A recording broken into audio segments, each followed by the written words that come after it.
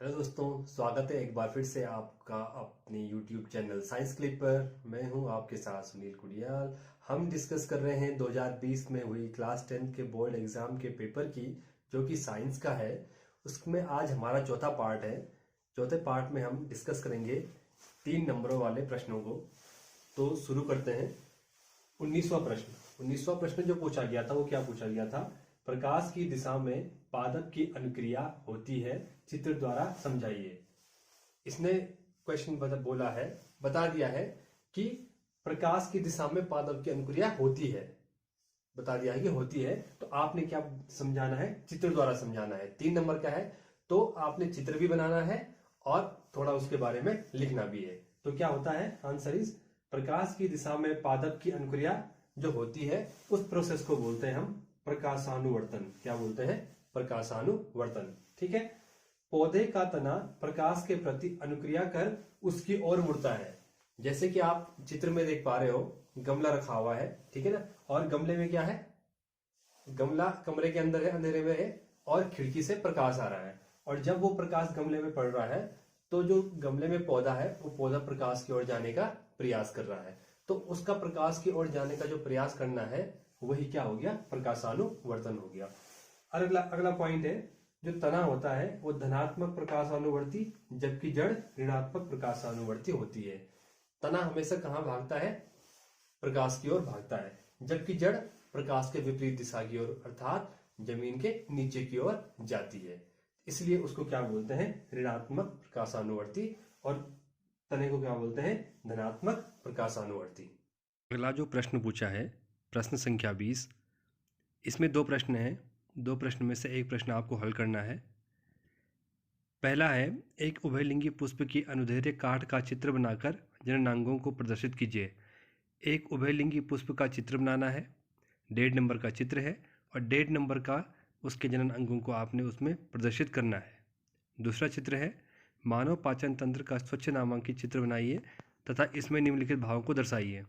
मानव पाचन तंत्र का आपने चित्र बनाना है, 1.5 नंबर का आपका चित्र हो गया।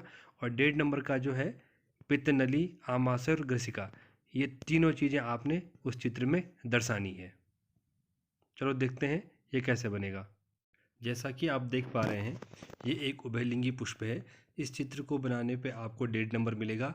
और इसके जो जनन अंग है, जैसे फीमेल पार्ट है पिस्टिल, इसको स्त्रीकेसर भी कहते हैं, और मेल पार्ट है स्टेमन, इसको पुंकेसर भी कहते हैं। ये भाग दर्शाने पे आपको 1.5 नंबर और मिलेगा और 1.5 3 नंबर हो जाएंगे। अगर आप उभयलिंगी पुष्प नहीं बना पाते हैं तो आप उसकी जगह मानव पाचन तंत्र बना सकते हैं।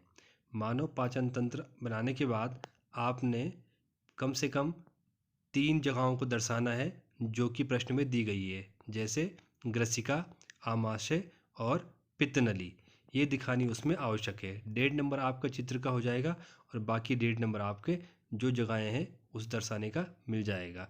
आप चाहे तो पूरी जगह पूरे अंग इसका शो कर सकते हैं, लेकिन ये जो उसमें पॉइंट आउट कर रखे हैं अंग, वो शो करने बहुत ज़रूरी है। प्रश्न नंबर 21 जो पूछा है उसमें पूछा गया है, निम्न पर संक्षिप्त टिप्पणी लिखिए। शॉर्ट नोट लिखने हैं।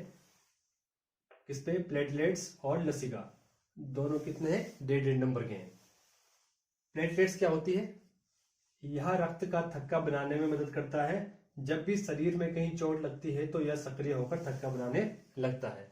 हमारे शरीर में प्लेटलेट्स कोशिकाएं पाई जाती है जो क्या करती है? रक्त का थक्का बनाने के काम आती है। कहाँ पाई जाती है? रक्त में पाई जाती है। दूसरा है लसिका, लिम्फ। यह श्वेत तरल पदार्थ है जो WBC या श्वेत रक्त कोशिकाएं विशेषकर लिम्फोसाइट से बनी होती हैं। यह मानव की कोशिकाओं के बीच पाया जाता है। यह बैक्टीरिया के भक्षण का कार्य कर संक्रमण से सुरक्षा प्रदान करता है। जो लिम्फ है वो बना होता है लिम्फोसाइट्स। और लिम्फोसाइट किसे बोलते हैं? एक WBC का वो पार्ट है लिम्फोसाइट। तो उसी में लिम्फ होता है। उसका काम क्या है? सेल्स में पाया जाता है, सेल्स में। तो उसका काम क्या है? बैक्टीरिया का भक्षण करना।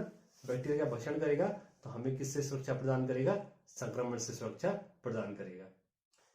इसी क्रम में हमारे पास 22वां प्रश्न है जो कि एक न्यूमेरिकल प्रश्न है। ये पूछा गया है 400 वाट का कोई फ्रिज है जो 8 घंटे पर दिन चलाया जाता है। रेफ्रिजरेटर मतलब फ्रिज 30 दिन तक चलाने के लिए ऊर्जा का मूल्य होगा, मतलब कितने पैसे उसमें खर्च होंगे। रेट कितना है, 3 रुपए पर किलोवाट घंटा। किलोवाट घंटे को 1 किलोवाट घंटा तो 1 यूनिट भी कहते हैं। जैसे हम बिजली के बिल में मेंशन करते हैं कितनी यूनिट बिजली खर्च हो गई, हम 1 यूनिट बोले या 1 किलोवाट घंटा बोले। तो आपको बताया था हम कोई प्रश्न सॉल्व करते हैं न्यूमेरिकल, तो हम सबसे पहले वैल्यू जो दे रखी है वो लिख लेते हैं। हमें क्या दिया गया, समय दिया है कितना, 8 घंटा पर डे, दिन कितने हैं टोटल 30, और पावर कितनी है रेफ्रिजरेटर की, 400 वाट। तो हम देखते हैं जब एक दिन में रेफ्रिजरेटर द्वारा उपभोग ऊर्जा, चूंकि एक दिन में कितनी ऊर्जा रेफ्रिजरेटर यूज कर रहा है, 400, तो उसकी क्या है, पावर है। तो एक दिन में कितने घंटा चल रहा है, वो 8 घंटा चल रहा है। तो 8 चौको 32, 3200 वाट घंटा। ठीक है, वाट घंटा। जब एक दिन में 3200 वाट घंटा है तो 30 दिन में कितना होगा, तो 30 दिन में आपको देखो 3200 का कितने से गुणा हो जाएगा, 30 से गुणा हो जाएगा।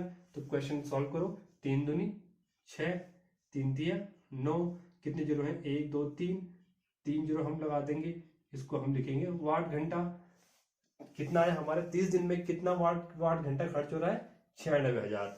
96,000 को हम जो है 96 किलोवाट घंटा भी लिख सकते हैं।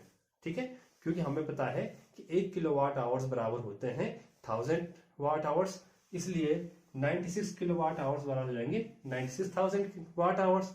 ऐसा लिखो, बात देखिए, क्योंकि हमें जो रेट है वो किस में दे रखा है, 300 रुपए पर किलोवाट आवर्स में देखा है, इसलिए हमको इसको किलोवाट आवर्स में बदलना जरूरी है। हमारा 30 दिन का आ गया। ठीक है, कितनी एनर्जी उसने कंज्यूम की 30 दिन में। अब रेट देखेंगे, 30 दिन तक रेफ्रिजरेटर को चलाने में उपभोग ऊर्जा का मूल्य। तो 1 किलोवाट आवर्स के लिए जब 3 रुपए हैं तो 96 के लिए कितना होगा, तो सिंपल सी बात है, 96 का गुणा कितने के साथ कर देंगे, 3 के साथ। तो आप आएगा आपका 6 तिया 18, 9 तिया 27 और 1 28, 28 रुपये, 288 रुपए। 30 दिन तक जो फ्रिज है वो कितना मूल्य लगेगा उसका, इतने एनर्जी कंज्यूम करने में, 288 रुपए।